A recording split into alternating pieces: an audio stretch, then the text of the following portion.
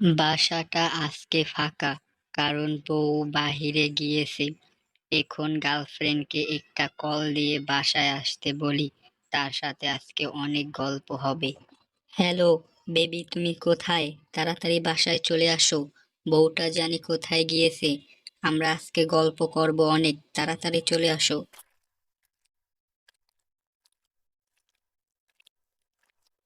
এই তো বেবি, আমি চলে এসেছি। আজকে তোমার বাসা ফাঁকা। আজকে আমরা দুজন অনেক মজা করব, অনেক আড্ডা দেব। আচ্ছা, তোমার বউ কোথায় গেছে? আবার চলে আসবে না তো? একটা অসহ্য বিরক্তিকর মহিলা।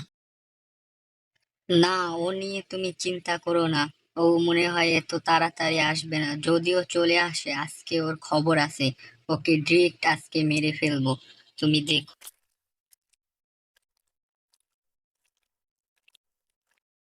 এই রমেশ, এই মেয়েটা কে আবার?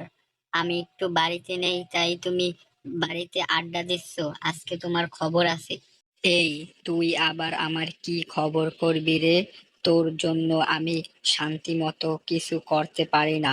আজকে আমার অনেক রাগ উঠে গেছে। তোকে এখন আমি ছুরি দিয়ে খুন। ইয়ে।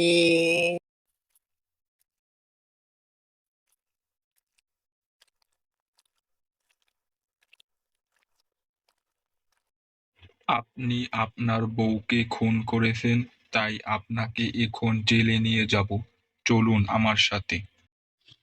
আমার মাথায় অনেক রাগ উঠছিল।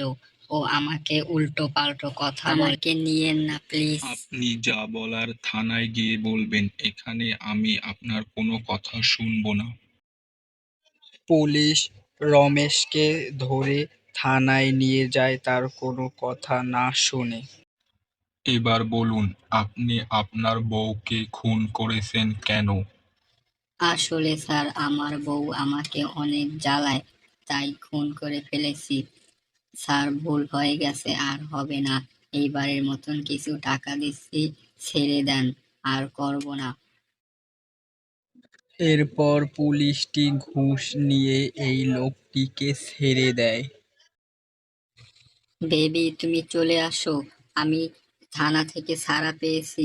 এখন আর বাধা দেওয়ার মতন কেউ নেই। আমরা অনেক মজা করব, অনেক আড্ডা দেবো, তাড়াতাড়ি চলে আসো।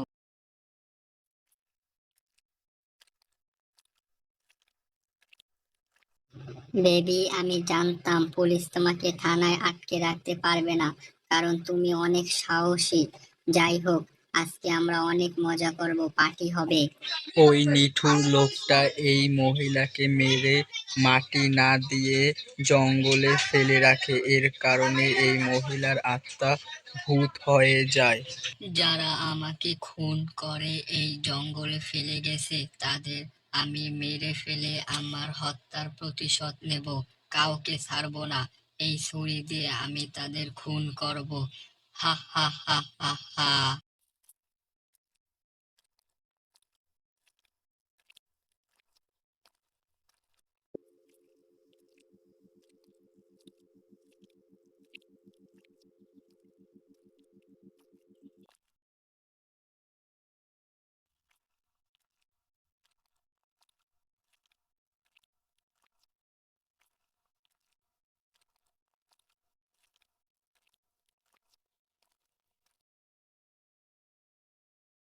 এরপর ওই মহিলার আত্মা তার নিজের প্রতিশোধ নিয়ে জঙ্গলে চলে যায়।